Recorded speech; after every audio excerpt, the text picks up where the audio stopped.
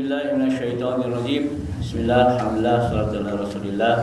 Assalamualaikum warahmatullahi wabarakatuh. Alhamdulillah, alhamdulillahirrahmanirrahim. Wa bihi nasta'in ala umuri dunya waddin. Assalatu wassalamu ala asyrafil anbiya'i wal mursalin wa ala alihi wa sahbihi ajmain, amma ba'd.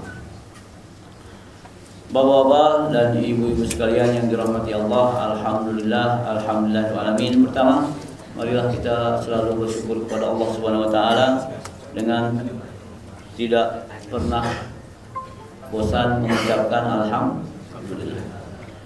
Salat dan salam kita haturkan kepada Rasulullah sallallahu alaihi wasallam. Alhamdulillah. Salah satu kesyukuran kita pada tahun ini adalah Allah Subhanahu wa taala masih terus memberikan kepada kita nikmat. Di antara nikmatnya adalah umur yang umur di bulan Ramadan. Alhamdulillah. Salah satu permasalahan yang menjadi tugas para mujtahid adalah bagaimana menggabungkan hadis kontradiktif. Jadi dalam fikih, kenapa yang berperan mujtahid? Karena di antara masalahnya adalah hadis-hadis kontradiktif. Kita dalam fikih tidak bisa mengambil satu hadis kemudian menarik kesimpulan dari hadis tersebut tanpa memperhatikan ayat lain atau hadis lain. Bahkan harus juga memperhatikan yang namanya kaidah. Hari ini kita akan ambil contoh dalam masalah imsak. Masalah imsak. Pertama, kalau kita bertanya kapan batas akhir dibolehkan makan dan minum ketika sahur, kapan kira-kira? Subuh, betul ya? Maka nanti kita lihat. Ini namanya kontradiktif. Subuh pas adzan di awal atau akhir adzan?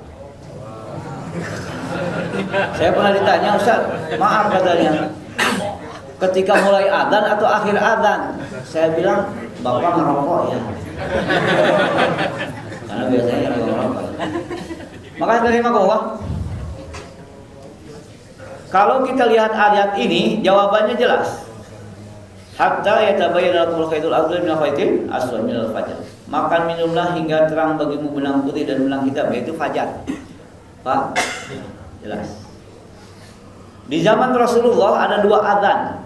Adzannya Bilal, fajar kadhib.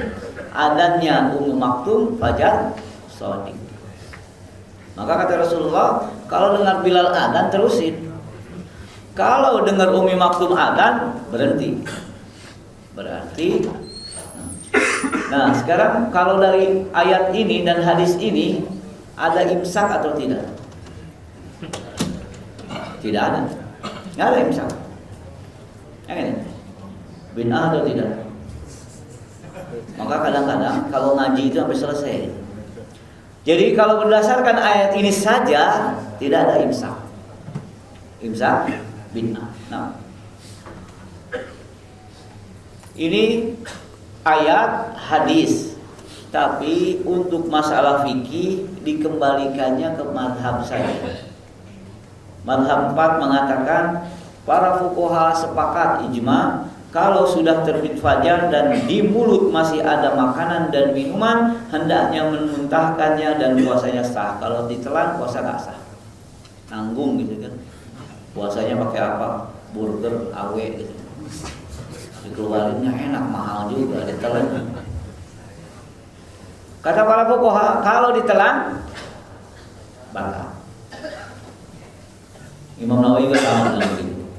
Sengaja diturunkan bahwa dalam menurut para fuqaha kadang memahami ayat dan hadis dalam urusan fikih kembali kepada fuqaha. Kalau dalam hal umum mungkin kepada syarah hadis. Kalau kepada hal umum mungkin kepada tafsir. Tapi tafsir juga ada namanya tafsir ayatul ahkam dan itu materi yang agak pelik gitu. Yang lucunya lagi, yang menarik lagi adalah ayatul ahkam itu dihafal susah gitu. Memang seperti itu. Ada lima ngomong. Ini sudah semua Maka kesimpulannya makan dan minum masih boleh sampai terbit fajar shadiq atau adzan subuh. Nah, adzan subuh kedua berarti ya, karena dulu adzan subuh dua. Adzan pertama, kedua. Ada yang bertanya, Ustaz, bagaimana kami mau mengadakan adzan subuh 2 kali? Saya bilang jangan, sosialisasi dulu bisa ribut. Supaya enggak. Nah, maka karena adzan subuh ada 2, Jumat juga dibikin 2 gitu. Maka ada kias dalam ibadah. Apakah setelah adzan subuh masih boleh makan? Nah, kan tadi jelas. Maka masalah fikih itu biasanya dibangun di atas hadis yang ada. Karena ada hadis ini. Apabila salah seorang di antara kalian mendengar adzan dalam keadaan di tangannya masih ada piring, kira-kira ada makanannya enggak? Wal ina ala yadihi. Ya kalau ada bakaran tinggal dicuci ya. Jangan disimpan sampai yang memenuhi kebutuhan dari piring tersebut. Berdasarkan hadis ini setelah adzan boleh makan enggak? Terus gimana? Tadi katanya nggak boleh, sekarang ini memang kontradiktif. Kontradiktif itu mungkin terjadi antara ayat hadis atau ayat-ayat. Maka sekali lagi dalam hal ini tidak bisa kita baca hadis langsung berfatwa. Harus di-cross silang kepada yang lain. Kadang-kadang yang menarik, Anda bertentangan dengan hadis. Bukan, yang ada adalah Anda tidak paham hadis gitu. Ustaz, hadis kan jelas. Maka kadang-kadang yang bilang jelas itu ya, sekali lagi saya sering menyebutkan bahwa kalau sedang ngajar, saya tahu, biasanya saya menjebak. Saya bilang, hadis ini jelas gak? Jelas. Setelah dijelaskan, bingung semua. Hadis ini jelas gak? Nggak jelas. Karena jelas itu, kalau kadang-kadang pengetahuannya terbatas, jelas. Tapi setelah nambah pengetahuan, kok jadi nggak jelas? Bagaimana menggabungkan hadis ini yang mengatakan adzan, kalau kan ya, idza sami'a ahadukum an-nida wal ina ala yadihi. Allahu akbar. Aduh, ini gimana? Som buntut lagi. Kata hadis ini terusin. Maka bagaimana menggabungkan ayat ini, ayat yang sebelumnya yang melarang kalau adzan makan, dan hadis ini maka maksud dari adzan dalam hadis ini adalah adzan awal ketika terbit fajar nanti. Nah, kalau begitu selaras dengan ayat dan hadis melarang makan dan minum setelah adzan. Jadi kalau dikatakan hadis ini adzan yang kedua, berarti kontradiktif nggak? Kontradiktif. Nggak mungkin terjadi kontradiktif dalam hadis. Di sini subhanallah ada seorang mahasiswa ngirim di WA. Memang dinukilkan dari kitab I'lam Muwaqqi'in ketika ditanya kalau ada seseorang hafal 400 hadis, 400.000 hadis, boleh berijtihad atau tidak? Jawabannya belum iya juga. Yang kenapa? Khawatir ada informasi kontradiktif sehingga saling mempengaruhi makna. Kalau hadis ini diambil saja, berarti setelah adzan masih boleh makan. Kalau ayat sebelumnya diambil, berarti setelah adzan nggak boleh makan. Bagaimana menggabungkannya? Di sini sebutkan yang dimaksud adalah adzan awal, bukan adzan kedua. Sehingga selaras makna hadis dengan makna ayat. Ada yang lain mengatakan begini, yang hadis ini khusus bagi siapapun yang tidak mengetahui bahwa masalah waktu. Artinya gini, ketika bangun nggak tahu bahwa itu akan adzan, bak makan, ternyata adzan. Ada yang mengatakan dalam kondisi seperti itu boleh. Tapi kalau dalam kondisi dia tahu waktu 5 menit lagi, supaya sunnah sahur, Allahu Akbar, sunnah lanjutin. Itu nggak boleh. Nah, kalau begitu ada imsak atau tidak? Imsak ada atau tidak? Ada. Kenapa? Ya kan kita juga imsak. Maksudnya dalam hukum ada nggak imsak? Dari mana asal penetapan waktu imsak? Ini ada hadis lagi yang menyebutkan bahwa Rasulullah SAW sedang sahur dengan Zaid bin Sabit. Zaid bin Sabit. Kemudian berhenti dan sholat. Yang namanya sahabat pasti dia jeli bertanya kepada perawi hadis. Anas bin Malik perawi hadis. Anas kata sahabat, berapa jarak antara berhenti makan dengan sholat? Jawabannya 50 ayat. 50 ayat. Jadi kalau kita ditanya berapa waktu tempuh Jakarta Bogor, 200 ayat. Ini ukurnya pakai ayat. Kalau kita kan pakai detik, pakai menit. Mereka pakai ayat. Subhanallah. Saking nempelnya itu Qur'annya. Berapa? Waktu rapat kita berapa? Ya 100 ayat. Subhanallah. Nah, jadi berdasarkan hadis ini ada imsak atau tidak? Nah, kan? Berarti gimana ya? Makanya kadang-kadang memahami satu masalah itu tidak bisa satu hadis difatwakan nanti dulu. Maka saya sering menganjurkan kalau masalah fikih kita kembali kepada para fuqaha. Nggak usah berpendapat sendiri. Kembalikan kepada para fuqaha. Jadi berdasarkan hadis ini ada jeda waktu berhenti Rasulullah, yaitu antara sahur dan sholat. Dari mana 10 menit? Ya para fuqaha mengukur 50 ayat diukurnya 10 menit. Nah, hadirin rahimakumullah, kalau begitu apakah imsak bid'ah? Apakah imsak bid'ah? Pertama, tidak bid'ah. Kenapa ini fatwanya? Saya tidak berfatwa, saya hanya menukilkan saja. Karena perintah di sini Allah bersabda, "Kulu washrabu hatta yatabayyana khaytul abyad minal khaytil aswad minal fajri."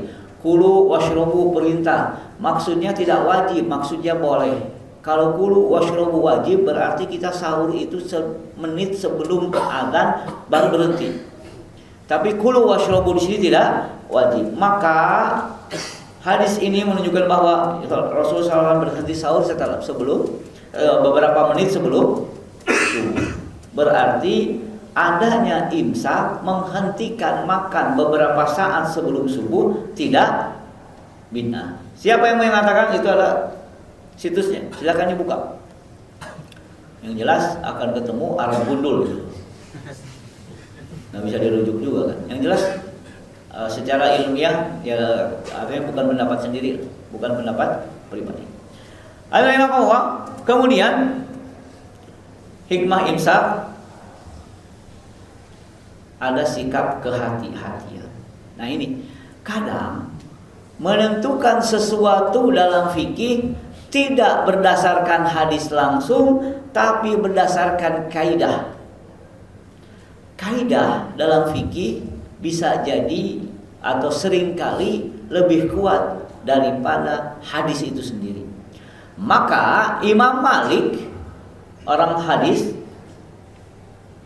baru mau menerima hadis seandainya makna hadis tersebut tidak berbenturan dengan kaidah yang sudah ada. Saya pernah dijebak juga mahasiswa, saya tanya, mana yang lebih kuat, kaidah atau hadis? Pasti menjawabnya hadis. Tapi dalam berbagai hal kaidah itu lebih kuat. Kenapa? Kaidah itu misalkan puluhan hadis, puluhan ayat disimpulkan menjadi kaidah. Berarti makna kaidah itu lebih kuat dari hadis.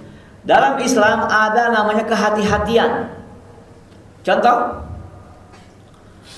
apa hukumnya dalam bulan puasa? Berkumur-kumur waktu puasa, mau sholat, wudu, kumur-kumur. Boleh, tapi kumur-kumurnya pelan saja, jangan terlalu kencang. Kenapa? Hati-hati, khawatir ketelan. Ada namanya hati. Satu hari Umar bin Khattab bertanya kepada Rasulullah atau mengeluh ke Rasulullah. Rasulullah, saya celaka katanya. Kenapa Umar? Kata Rasulullah, saya mencium istri saya di siang hari bulan Ramadan. Apa kata Rasulullah? Umar, kalau kamu berkumur-kumur di siang hari bulan Ramadan, batal enggak? Enggak, sama seperti kumur-kumur. Jadi sama itu kumur-kumur. Jadi kumur-kumur boleh, asal nggak boleh ditelan. Gitu. Ada maknanya. Maka apa hukumnya? Maaf sekali lagi, mencumbu istri di bulan Ramadan. Istri ya, halal. Hukumnya kalau dipastikan nggak keterusan, boleh. Tapi kalau dipastikan keterusan, jangan sebagai bentuk kehati-hatian. Bagaimana kok keterusan? Ya kalau tiap hari ketemu nggak masalah lah. Tapi kalau 2 bulan nggak ketemu, itu jangan coba-coba. Nah gitu. Ada makna kehati-hatian. Kenapa ada imsak? Karena prinsip kehati-hatian. Bagaimana prinsip kehati-hatian? Tadi saya coba menjelaskan dengan ini 3 lingkaran ya. Pernah dengar hadis? Saya kira semua hafal hadis ini. Al-halalu bayyinun wal haramu bayyinun kan, wa bainahum umur mushtabihat. Apa kata Rasulullah? Kalau mau menggembala di mana? Kan ada 3 gitu. Pertama al-hima yang merah. Apa itu al-hima? Daerah haram. Yang kedua, lingkaran kedua adalah daerah boleh tapi dekat haram. Haulal hima dalam hadis. Yang ketiga, daerah boleh tapi jauh dari haram. Dalam hadis tersebut yang dilarang lingkaran merah atau lingkaran kedua? Yang kedua, yaitu apa? Haulal hima. Apa kata Rasulullah? Kalau mau menggembala kambing harus di daerah yang ketiga, yaitu mana? Daerah boleh tapi jauh dari haram. Yang dilarang daerah boleh dekat haram. Di daerah merah jelas nggak boleh. Kenapa? Khawatir kalau menggembala di daerah dekat yang merah ini yang haram keterusan. Bukankah ini bentuk kehati-hatian? Kalau begitu ada imsak atau tidak? Berarti ada imsak sebagai bentuk kehati-hatian. Bid'ah atau tidak? Kan kaidah mengatakan ada namanya kehati-hatian. Jadi jangan sampai dalam hal ini disebut bid'ah hanya karena alasan Rasulullah tidak melakukan. Ternyata banyak sekali manusia melakukan sesuatu, bahkan Rasulullah tidak melakukan. Tapi masalahnya apa? Salah satunya bentuk kehati-hatian. Salah satunya adalah dibangun di atas kaidah-kaidah yang ada. Akhirnya dalam hal ini kenapa ada imsak? Bentuk kehati-hatian. Maka sebagai bentuk kehati-hatian, daerah boleh tapi dekat haram dilarang.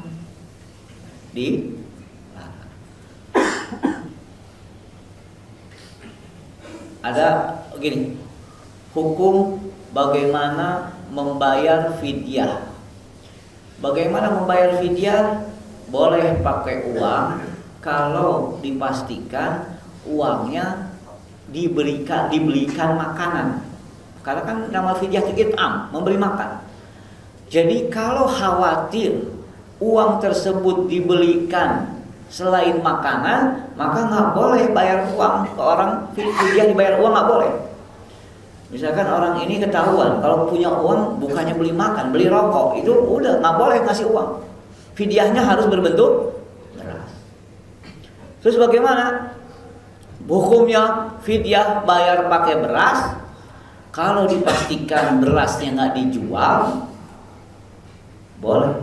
Tapi kalau enggak, jadi nggak boleh lagi. Masakin udah. Kenapa? Karena tujuan fidyah itu memberi makan. Tapi kalau sudah dibelikan makanan, sudah jadi, masih dijual juga, ini mah tentuin keterlaluan. Masa udah jadi dijual juga. Maka kadang-kadang di sini bukan masalah Rasulullah melakukan atau tidak, masalah bentuk kehati-hatian. Ada memang uang sama juga. Boleh nggak zakat? Kemarin yang bertanya begini, Ustaz, boleh nggak zakat kita belikan sembako? Sebetulnya nggak boleh. Kenapa? Zakat itu milik orang miskin. Kapan boleh? Kalau dikhawatirkan diberi uang, bukan dibeliin sembako. Itu boleh beli sembako. Jadi mau ada kegiatan sembako, tapi boleh nggak dari zakat? Nggak boleh. Kecuali dalam situasi kalau diberikan uang nggak akan beli sembako. Nah itu lain lagi. Ada unsur kehati-hatian. Maka kesimpulan akhir dari masalah ini adalah waktu imsak memilih dasar hukum agama. Pada waktu ini seorang masih diperbolehkan makan dan minum sampai terbitnya fajar, namun sebaiknya menyudahi makan dan minum pada saat telah masuk waktu imsak sebagai sikap kehati-hatian. Imsak bukan bid'ah. Kenapa? Kan di sini gabungannya bukan satu hadis atau tidak, tapi banyak. Nah, kemudian hadirin rahimakumullah, masalah selanjutnya ini saya kira masalah ini di Indonesia saja, yaitu apa? Masjid menggabungkan rakaat tarawih 8 dan 20. Karena jangan sampai begini. Suatu hari seorang syekh bernama Syekh Muhammad Ghazali, bukan Syekh Muhammad Ghazali pengarang Ihya Ulumuddin, tapi seorang syekh di Mesir, meninggal 95. Ditanya begini, "Apa Syekh?" katanya. "Masjid kami ribut, 820, 820. Akhirnya kami berselisih." Jawaban Syekh itu apa? Gampang katanya. Setelah Isya kunci itu masjid. Kenapa? Sunnah yang namanya tarawih itu sunnah. Kalau sunnah dikerjakan melahirkan kesatuan yang dilanggar, mendingan nggak usah sunnah. Di rumah masing-masing aja udah. Kunci itu masjid. Kenapa? Karena persatuan wajib, salat tarawih sunnah. Namun di Indonesia solusinya nggak begitu. 820, 820. Dulu kalau di Garut, di daerah saya, apa? Bikin masjid lagi. Sampai ada teman tuh ngatakan ini, "Ustaz, kenalkan," katanya, "nih yang pernah membakar masjid yang tarawihnya cuma 8. Innalillahi wa inna udah salah bangga gitu. Maka di Indonesia biasanya sudahlah supaya gak ribut, yang 20 masjid mengatakan 8 rakaat imam witir, nanti 20 rakaat lanjut lagi imam witir gitu kan. Saya di Masjid Atin gitu, di masjid dekat saya juga gitu. Tapi biasanya itu banyak yang ambil 8 ya, memang banyak yang ambil 8. Ya bukan sunnah-sunnah amat gitu. Nah, bagaimana? Ternyata di Yordan juga sama. Saya membaca pertanyaan, "Syekh, katanya, gimana masjid kami 20 tapi ketika 8 imam jadi gini, imam sholat isya sudah, kemudian imam yang hafal Quran, setelah itu imam yang sholat isya ketika 8 maju jadi imam witir, setelah itu bubar, yang mau 20 lanjutin 20. Yang jadi masalah rahimakumullah adalah kalau masalah rakaat kita sepakat atau kita ikut pendapat Ibnu Taimiyah yang mengatakan bahwa ini Syafi'i, Hanafi, Hambali semua 20 kecuali Imam Malik 36. Tapi Imam Hanafi Ibnu Taimiyah mengatakan kalau kuat 10 rakaat. Kalau Imam Abu Hanifah, Imam Ibnu Taimiyah 10 rakaat. Namun panjang bacaannya lebih baik seperti dilakukan Rasulullah. Tapi kalau tidak kuat 20 rakaat lebih afdal. Maksudnya kalau 10 rakaat 200 ayat itu panjang dan capek, supaya meringankan 200 ayat tapi 20 rakaat. Maka kata para sahabat, kalau sekali waktu kami capek nggak kuat, maka kami jadi 12 sholatnya. Karena kata Ibnu Taimiyah tidak ada pembatasan. Barang siapa membatasi rakaat dengan jumlah tertentu maka ya sudah salah. Umar bin Abdul Aziz 36, Imam Malik 36. Jadi itu nggak masalah. Tapi yang jadi masalah adalah ini hadis ini. Hadis ini mengatakan barang siapa qiyam bersama imam sampai selesai maka ditulis baginya qiyam 1 malam penuh. Jadi kalau imamnya 20 rakaat, kita pulang 8 rakaat, itu pahalanya cuma sampai 8 saja. Tapi kalau sampai 20 selesai, pahalanya qiyam 1 malam. Makanya kalau masjidnya 20, kita niat 8, jangan di situ, cari yang imamnya baikkan dikit, 8 rakaat dan cepat gitu. Karena hadis ini mengatakan barang innahu man qama mal imam hatta yang sharif wa qatibalahu qiyam lailah. Jadi pahalanya qiyam sampai selesai. Maka Imam Ahmad mengatakan mana batasan pulang bersama imam? Salat sampai witir bersama imam. Hatta yang sharif imam, yaitu apa? sholat witir bersama hatta yutir ma'ahum, sampai witir bersama imam. Nah, yang jadi masalah adalah ini kan tadi hadis ini ij'alu akhir sholatikum bil lail. Jadi kalau bisa terakhir sholat itu witir ganjil. Nah, ini juga berkenaan yang mau sholat tahajud lagi setelah tarawih. Bagaimana supaya hadis ini juga kita amalkan, supaya hadis yang tadi yang sebelumnya kita selesai bersama imam? Bagaimana? Yang ini ada fatwanya, tapi saya singkat saja. Yang mau sholat tahajud lagi, kalau mau mengamalkan hadis ini, akhir sholatnya witir, maka ketika imam witir, kita misalkan nih 20 katakanlah, imam witir, jangan pulang, saya mau tahajud, jangan, ikut witir bersama imam, agar mendapatkan pahala qiyam Ramadan sampai 1 malam penuh. Bagaimana witir kalau kita ingin menjadikan witir terakhir? Berarti kan kalau kita witir dengan imam, kemudian tahajud lagi, witirnya nggak terakhir. Kalau ingin witir terakhir berdasarkan hadis ini, bagaimana?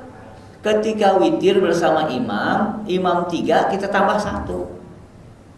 Pernah ngeliat di masjid, setelah witir imam, dia nambah berdiri lagi 1.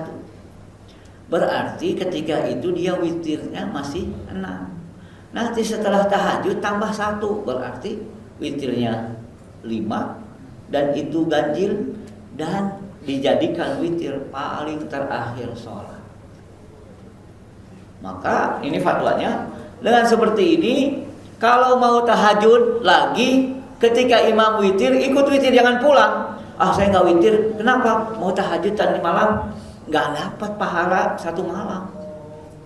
Bagaimana? Imamnya witir, kita ikut, imam salam tambah 1, berarti witir kita masih 4. Nanti setelah tahajud tambah 1, itu kita jadi genap, jadi ganjil. Tapi berdasarkan hadis ini menjadi yang terakhir.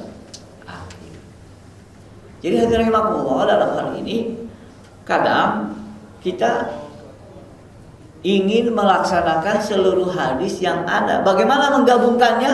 Ya seperti itu jadi.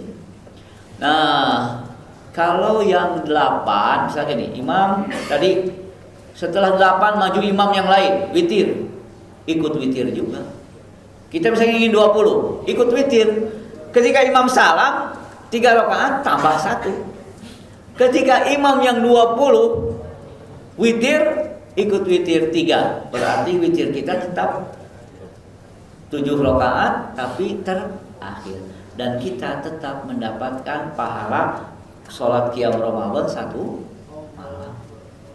Jadi dalam hal ini tidak boleh tadi satu misalkan saya mau tahajud nggak witir, itu mau kita nggak dapat pahala qiyam 1 malam. Yang kedua, kalau mau ikut yang 20, kan imamnya 2, ikut dua-duanya. Yaitu setelah dia salam,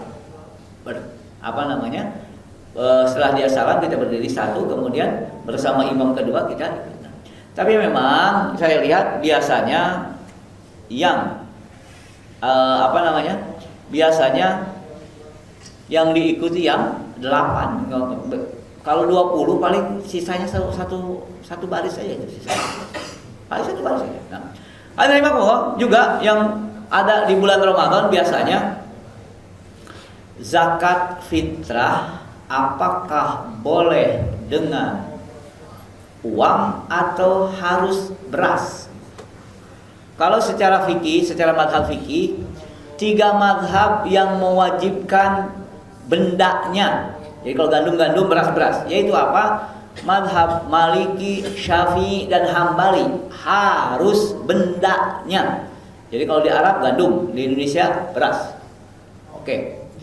Hanya madhab Hanafi yang membolehkan bayar pakai uang. Apa alasannya? Karena madhab Hanafi melihat maksud dari, ini makosid namanya, pernah kita berbicara makosid di sini. Tujuan dari zakat fitrah adalah memenuhi kebutuhan, dan kebutuhan manusia tidak selamanya beras, maka boleh pakai uang. Bagaimana? Maka terjadi salah satu masjid di Cibubur nelpon, "Ustaz, bagaimana ini? Kami sudah nyetor beras 2 ton. Ternyata yang bayar fitrah banyak. Mau kami apakan ini beras yang sudah dibeli?" Saya bilang, "Gimana masalahnya?" Ternyata di masjid tersebut tidak boleh bayar zakat pakai beras, tidak boleh pakai uang, harus pakai beras. Mensiasatinya, panitia beli beras dulu. Kalau ada yang bayar uang, beli beras ke panitia, panitia terima beras. Jadi saya lihat pas ke situ memang numpuk, karung-karung beras itu numpuk depan masjid. Terus gimana? Nanti diberikan ke fakir miskin berbentuk beras. Fakir miskin tidak selamanya bentuk beras, dijual lagi sama fakir miskin. Maka kadang-kadang dalam hal ini di zaman sekarang, kenapa banyak mengambil pendapat mazhab Abu Hanifah dalam hal ini? Karena satu, prinsip agama itu gak usah susah. Kemarin datanya lagi dari Hongkong, di Korea, "San, bagaimana kita ngebagiin beras ini?" "Kenapa? Ini zakat fitrah mau dikirim ke Indonesia." Susah juga. Karena mereka berharap bayar zakat fitrah di sana bukan buat orang Korea, buat orang Indonesia. Kalau bayar beras, saya bilang, makanya dalam hal ini pendapat Abu Hanifah berdasarkan perkembangan zaman menguatkan pendapat Abu Hanifah bahwa yang namanya zakat fitrah dan zakat yang lainnya boleh dibayar dengan harganya, bukan dengan benda. Memudahkan. Yang lebih susah lagi, ingin membagikannya sebelum Idul Fitri, yang mau dibagiinnya pada mudik, susah lagi. Maka dari hal itu tidak salah kalau seandainya beberapa lembaga zakat atau beberapa masjid mengambil pendapat Abu Hanifah, yaitu boleh bayar pakai uang. Dan ini bukan mengarang-arang, memang ada alasannya gitu. Nah, ini hadirin dalam hal ini, dalam fikih tidak selamanya memakai atau pure memakai teks Quran dan Sunnah, tapi kadang melihat sisi maqasid. Apa itu maqasid? Yang namanya hukum pada akhirnya untuk mewujudkan maqasid, yaitu tujuan hukum. Kalau tujuan hukum tidak tercapai, maka yang jadi masalah adalah pelaksanaan hukumnya yang ditinjau.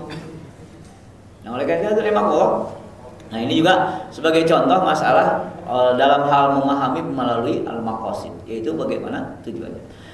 Salah satu maqasid yang paling besar adalah al-adlu, mewujudkan rasa keadilan. Mewujudkan rasa keadilan. Kalau tadi maqasidnya memenuhi kebutuhan miskin, orang miskin tidak selamanya butuh beras, apalagi di kampung. Beras mah ada, yang ada adalah uang. Kan nggak enak, nggak ini juga dijual lagi berasnya, gimana? Yang terkadang berasnya juga campur-campur gitu. Yang dari rumah ini, yang ini deh. Kalau dijual beras yang campur itu tambah murah.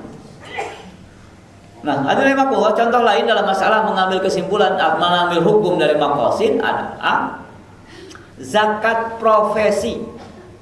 Ada mengatakan tidak ada zakat profesi, silakan berpendapat tidak ada zakat profesi.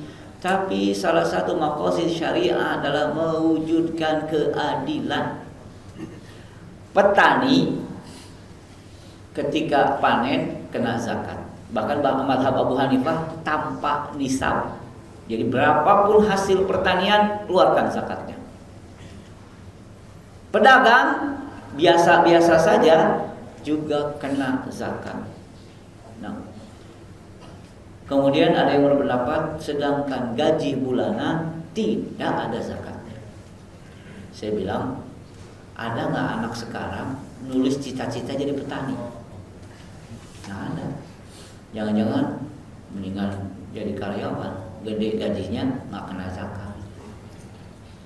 Petani udah sedikit kena zakat. Adalah tidak mewujudkan rasa keadilan seandainya yang gajinya besar dan setiap bulan bahkan Itu baju kalau dipakai karena nggak pernah berkeringat di kantor terus, nggak ada capeknya. Sedangkan petani berharap cemas selama 4 bulan, kalau itu padi harus keluar zakat. Apakah mewujudkan rasa keadilan? Tidak. Oleh karena itu para ulama di zaman sekarang menentukan ada namanya zakat profesi. Kan Allah tidak menyebutkan, betul, secara spesifik tidak disebutkan. Tapi kita pernah berbicara di masjid ini bahwa dalam kita memahami Quran ada makna tersirat, bukan tersurat saja. Contoh, kalau dalam Al-Quran tidak ada teks langsung marah sama ibu, itu dilarang, tapi hanya menggunakan wala taqul lahuma uffin. Bilang saja tidak boleh, apalagi marah. Kalau kita pakai mafhumul muwafaqah, petani saja kena zakat, apalagi. Jadi kalau petani itu kan berharap-harap cemas, panen nggak panen, panen nggak panen.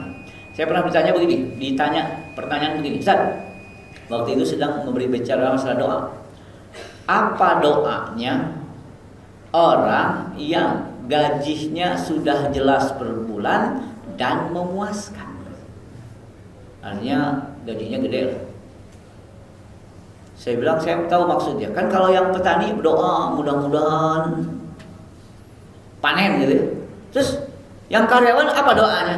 Saya bilang emang ada kepastian nggak dipecat? Ya enggak, ya itu doanya. Jangan-jangan dipecat gitu. Kan nggak tahu. Kemarin ke Balikpapan dibeli oleh di sana disebutkan saja penduduk Balikpapan berkurang. Kenapa? Ya masalah. Banyak yang kena.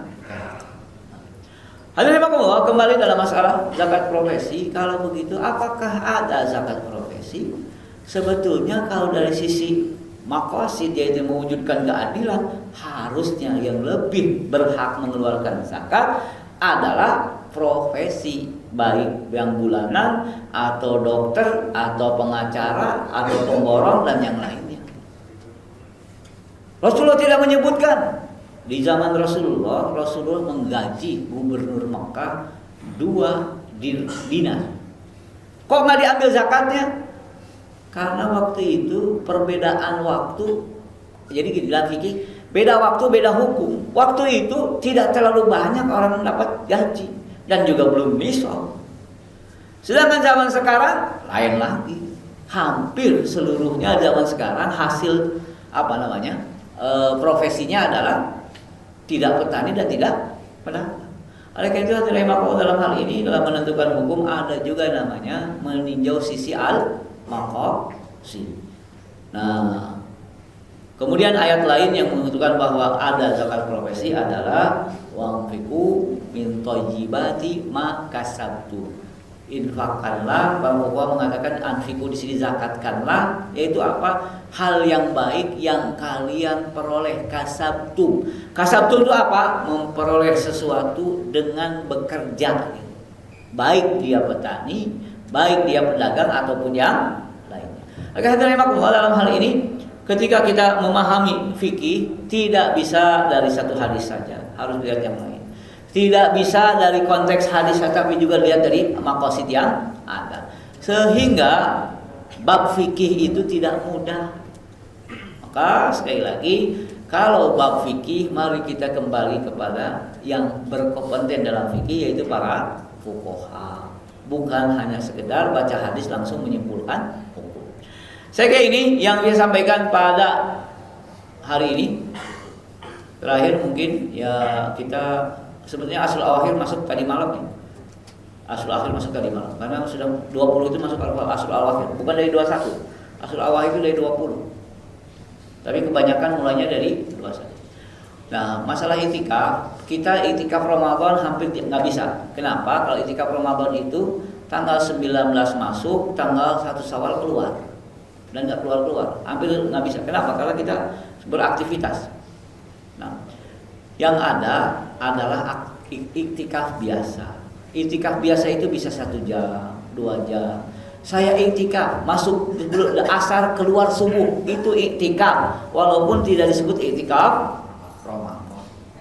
Jadi kalau itikaf Ramadan 10 hari nggak keluar-keluar, mungkin bahkan 11 hari. Tanggal 19 sudah asar sudah di masjid, tanggal 20 udah masuk itikaf sampai pengumuman 1 Syawal baru keluar. Itu itikaf Ramadan. Itu bisa dilakukan kalau kita umroh. Tapi boleh 3 hari, boleh. Itu itikaf biasa di bulan Ramadan. Itikaf sunnah itu boleh saja. Boleh di mana saja, yang jelas masjid. Apa itu masjid? Musola masjid. Masjid dipakai Jumatan atau tidak, selama sebut masjid, masjid boleh. Dan bukan syarat mutlak masjid itu harus wakaf tanahnya. Selama bangunannya itu wakaf, sudah disebut masjid. Karena kadang-kadang beredar fatwa kalau jadi satu hari saya sholat dengan seseorang, saya nggak akan sholat tahiyatul masjid. Kenapa? Saya bilang ini masjid masih tanahnya fasum, belum wakaf, jadi bukan masjid. Jadi nggak mau tahiyatul masjid. Terus saya bilang kalau begitu tahiyatul masjid nggak ada.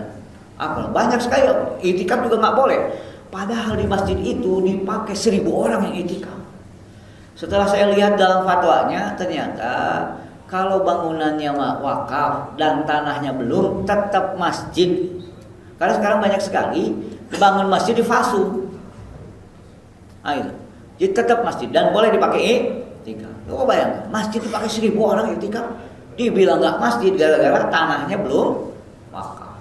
Jadi sekali lagi masih dibilang masjid. Selama itu masjid boleh kita beritikaf di situ. Namun yang tidak boleh itikaf adalah di kamar khusus untuk sholat. Kita di rumah bikin tempat khusus untuk sholat dan kita disebutnya musola, tapi di rumah. Nah itu nggak disebut masjid. Karena bangunannya kalau dijual ya ikut kejual gitu. Nah, jadi memang yang memenuhi kriteria masjid. Saya gini yang saya sampaikan, saya kira pasti ada pertanyaan. Silakan kalau bisa dijawab, saya jawab insya Allah. Ada pertanyaan? Kalau yang tadi mengenai witir, yang untuk berarti kan sesudah imam kan salam, 2 kali salam itu kan rukun sholat. Berarti yang makmumnya nggak ikut salam atau nggak ikut salam? Berarti nggak ngikut imam dong. Jadi nggak ngambil yang pertama itu yang sampai kita mulai nggak ngikut imam. Itu memang ada pertanyaan seperti itu, tapi hadis ini tidak menyebutkan sampai imam salam, sampai imam selesai. Imam selesai kita tamu. Jadi memang ada pertanyaan, kan masalahnya salam ikut ya enggak. Contoh gini, kalau misalkan ada imam dari Palestina, imam Palestina itu dia safar, kemudian apa? Ketika sholat asar dia 2 rakaat kita nambah, boleh. Jadi imam 2 rakaat dia qasar ya, asar. Dia assalamualaikum kita nambah, boleh, nggak masalah. Nah, dan itu masih masuk bahwa dia bubar bersama imam.